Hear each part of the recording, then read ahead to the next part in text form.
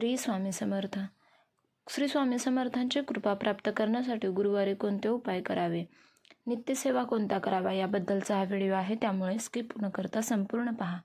गुरुवार हा अत्यंत शुभ दिवस मानला जातो.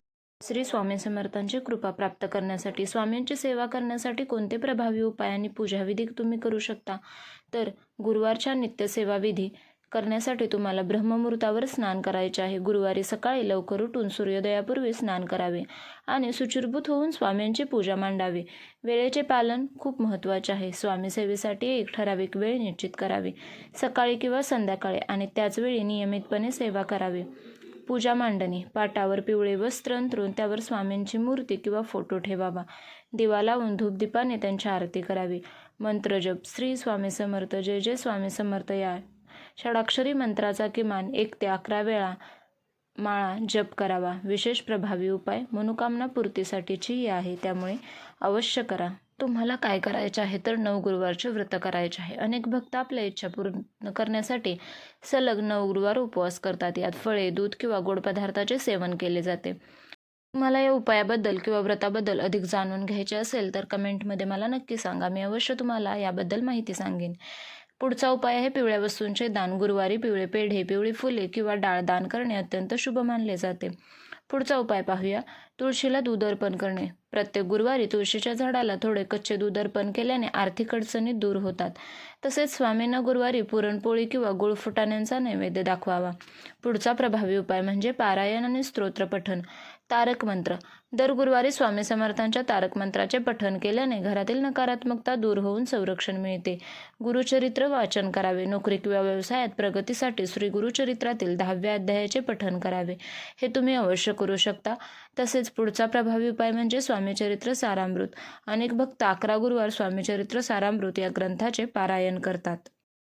या प्रभावी उपायांबरोबर तुम्हाला स्वामी सेवेमध्ये सेवेचे नियम आणि काही पथ्ये पाळावयाचे असतात. स्वामी सेवा करताना मन शुद्ध असावे आणि इतरांचा द्वेष करू नये. पारायणाच्या काळात कांदा, लसूण आणि बाहेरचे पदार्थ टाळून सात्विक आहार घ्यावा. भिवू नकोस, मी तुझ्या पाठीशी आहे या स्वामींच्या वाक्यावर पूर्ण श्रद्धा ठेवावी.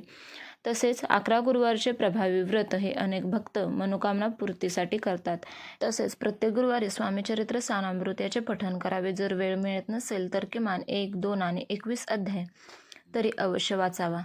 विशेष दत्त उपासना: स्वामी समर्थ हे भगवान दत्तात्रयांचे अवतार मानले जातात, त्यामुळे गुरुवारी दत्तसेवा केल्याने दुप्पट फळ मिळते. दत्तबावरी: दर गुरुवारी दत्तबावरी किंवा करुणा त्रिपदी म्हटल्याने मनाला शांती मिळते. तसेच औदुंबर वृक्षाजवळ कुठे औदुंबराचे झाड असल्यास त्याला गुरुवारी प्रदक्षिणा घालाव्यात आणि पाणी अर्पण करावे. तसेच पुढचा उपाय म्हणजे आर्थिक अडचणींसाठी उपाय. जर घरात पैशाची चणचण असेल तर कनकधारा स्तोत्र. गुरुवारी स्वामींच्या समोर बसून कनकधारा स्तोत्राचे वाचन करावे. स्वामींचा षडाक्षरी मंत्र ओम श्री स्वामी समर्थाय नमः या मंत्राचा जप तुळशीच्या माळेवर केल्याने आर्थिक मार्ग मोकळे होतात. तसेच गूळ खोबरे नैवेद्य: दर गुरुवारी स्वामींना आवर्जून गूळ आणि सुक्या खोबऱ्याचा नैवेद्य दाखवावा.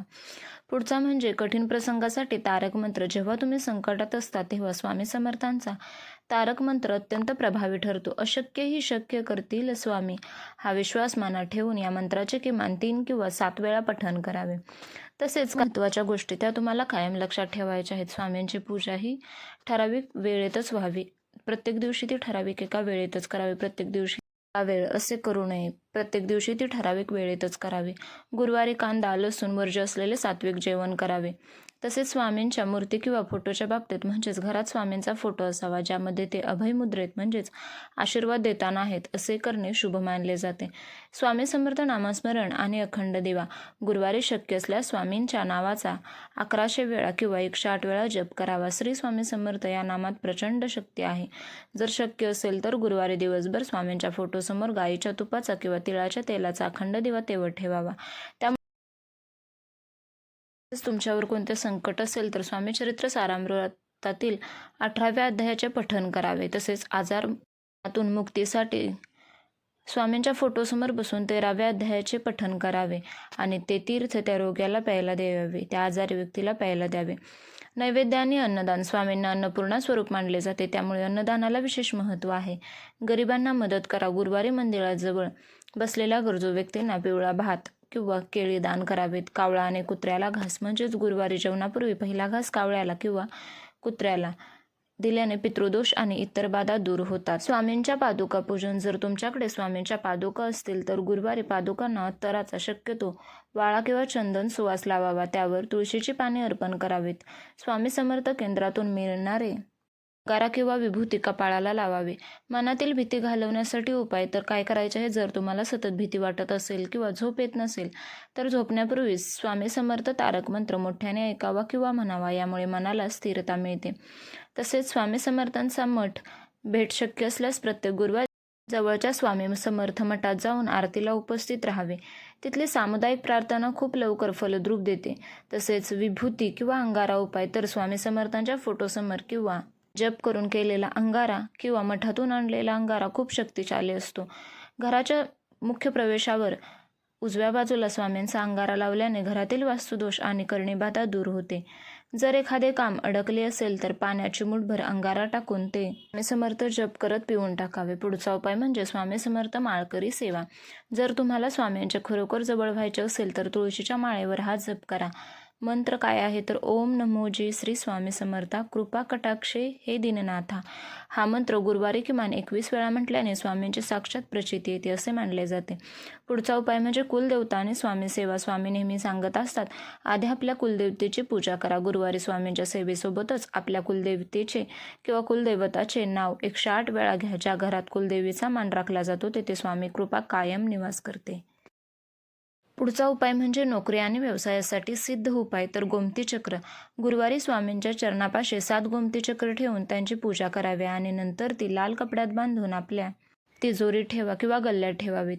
तसंच व्यापार वृद्धीसाठी व्यवसायात यश मिळत नसेल तर गुरुवारी सकाळी स्वामींच्या फोटोसमोर बसून स्वामीचरित्र सारामृतातील 5व्या अध्यायाचे पठण करावे. विशेष कापूर आरती. गुरुवारी रात्री झोपण्यापूर्वी घराच्या मध्यभागी किंवा देवापाशी 2 कापूरवड्या जाळाव्यात. यातून निघणाऱ्या धुराने घरातील क्लेश आणि नकारात्मकता जळून जाते. स्वामींचे बुध आचरणात आणणे. स्वामींना केवळ पूजा नको तर भक्ताचे आचरण चांगले हवे असते. कोणाचीही निंदा करू नका. गरिबांना हिणवू नका. तुमच्याकडे जे आहे त्यातला थोडा भाग मुक्या प्राण्यांना, विशेषतः कुत्र्यांना खाऊ घाला. स्वामी स्वतः अक्कलकोटमध्ये असताना कुत्र्यांवर खूप प्रेम करत असत. तसेच अक्कलकोट वारी. जर शक्य असेल तर वर्षातून एकदा तरी अक्कलकोट येथे जाऊन स्वामींच्या मूळ गादीचे दर्शन घ्यावे आणि तिथे अन्नछत्रामध्ये सेवा किंवा दान करावे. स्वामींचे वचन लक्षात ठेवा, मम सामर्थ्य तुझेही होईल जर तू माझी सेवा करशील. तर तुम्हाला हे प्रभावी उपाय नक्की आवडले असतील आणि तुम्हाला उपयोगी येतील. व्हिडिओ आवडला तर प्लीज चॅनलला सबस्क्राईब करा, लाईक करा आणि असेच इतरांशी शेअर करा. व्हिडिओ पाहिल्याबद्दल धन्यवाद. श्री स्वामी समर्थ.